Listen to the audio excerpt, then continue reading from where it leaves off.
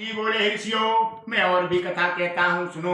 प्रजापान में लिंग त्वंध्वज नाम का राजा था, उसने भगवान का प्रसाद त्याग कर बहुत दुख पाया। जाकर के कहते हैं कि प्रजापान में लिंग त्वंध्वज नाम एक राजा था, उसने भी भगवान के प्रसाद को त्याग कर बहुत दुख पाया। भैया राजा साहब थे, जाकर के कथा हो रही थी, बोले ऐसा करो भैया प्रसाद लगाते राजा साहब को दिया। बोले नहीं, हम नहीं खाएंगे प्रसाद। अब अज्ञा हो गई उसकी, तो जाकर के भगवान ने श्राप दे दिया कि तुमको दारुण कठिन महान दुख होगा। त्वंध्वज नाम राजा था, उसने भगवान का प्रसाद त्याग कर बहुत दुख पाया। एक समय वन में जाकर वन पशुओं को मारकर बड़ के नीचे आया। वहां उसने ग्वालों को भक्ति भाव से बांध मोसक सत्यनारायण जी का पूजन करते देखा। राजा देखकर भी अवमान बस वहां नहीं गया और न नमस्कार ही किया। जब ग्वालों ने भगवान का प्रसाद उनके सामने रखा तो प्रसाद को त्याग कर सुंदर नगरी को चला गया। भगवान ने कहा है, राजा रंग फकीर भगवान के दरबार में सब समान है। तो भगवान कहते हैं कि मोह कपट छल छद्र न। भगवान का प्रसाद सामने आया, उसको दंडवत प्रणाम करो और बड़े प्रेम से पालो। अभिमान मत करो कि मैं राजा हूं, आप भिखारी हैं, आप गरीब हैं, हम राजा हैं, भगवान का पूजा कर रहे हैं। हमें तो भगवान ने पहले देखा तो नहीं, जो अभी हम कर रहे हैं वो अगले जन्म में पाएंगे।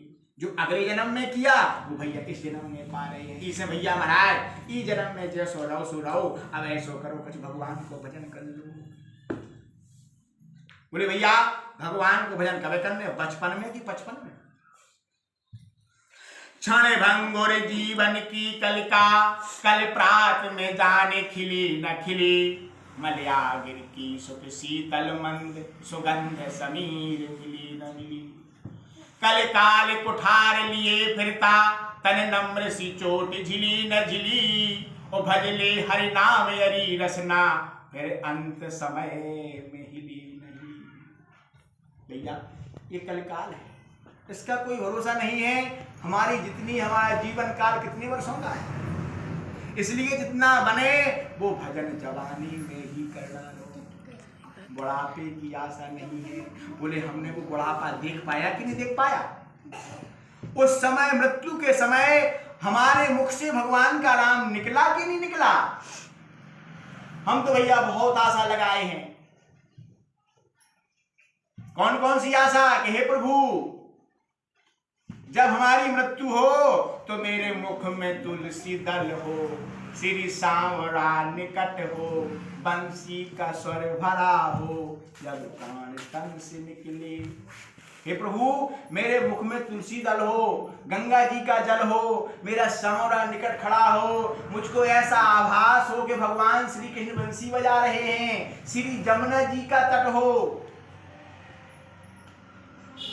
बहुत कुछ आशा करते हैं हम मृत्यु के समय, लेकिन प्रभु की ये लीला है कि हम उससे पहले भगवान का भजन कर डालें कि हे प्रभु एक क्षण भंगुर है, हमारा जीवन कैसा है? क्षण भंगुर, क्षण मात्र के लिए थोड़ा सा।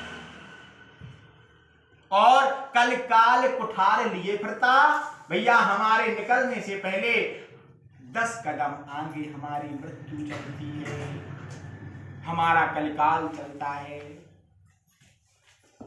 इसलिए जितना बने, भगवान कहते हैं, बोले महाराज जो बताओ, हम दिन रात पूजा न करें, आपको जो बताओ की में सुख है और की में दुख है। बोले 4 वेद 6 शास्त्र में लिखी कहानी दो, और सुख दीनो सुख होते है, दुख दीनो दुख हो।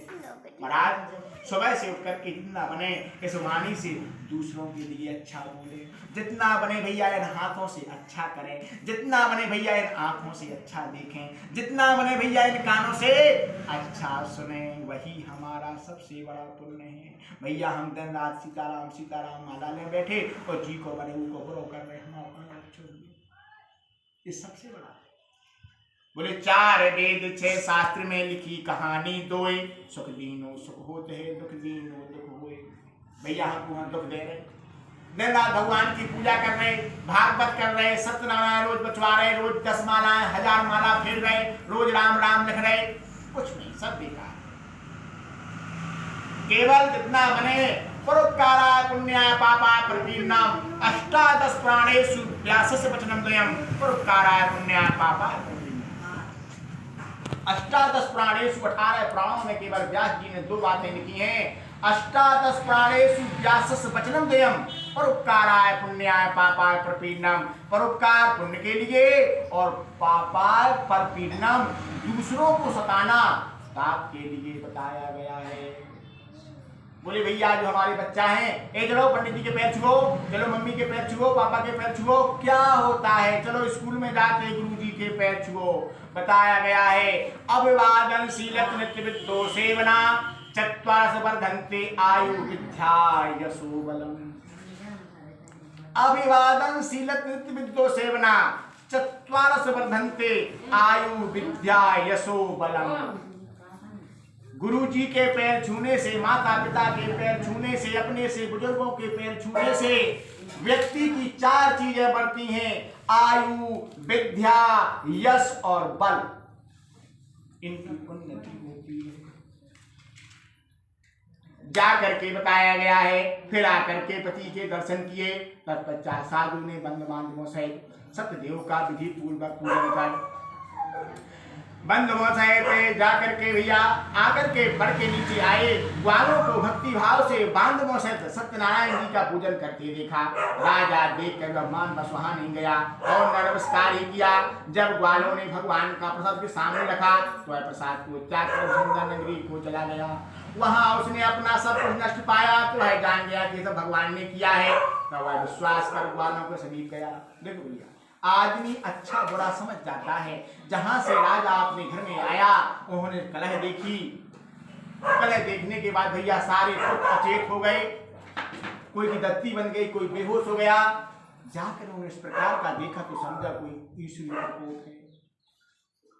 तो जाकर के सब भगवान ने किया है। तब वह विश्वास कर ग्वाल से गया और विधि पूर्वक पूजन का प्रसाद खाया। राजा फौरन पहुंचा। बोले भैया जहाँ ग्वाल थे, जहाँ ग्वाल मंदिर बना हुआ था भगवान का, वहां जाकर के प्रणाम किया। ग्वाल वालों से प्रसाद लिया, भगवान के प्रसाद को खाया। सारा जहां का तहां ज्यों का त्यों सारे पुत्र सही हो गए। राज्य में सुख शांति हो गई। बोले भैया जिस देश का राजा पापी होता है उस देश की प्रजा दुख का भागीदारी होती है। बोले क्यों? बोले भैया जो राजा बैठो, प्रधानमंत्री मुख्यमंत्री जो बैठो, जो कम से कम धर्मात्मा तो हुई, पूजा पाठ तो करे। बोले काय? बोले रामायण में लिखो। बोले कैसो? बोले जाके पिता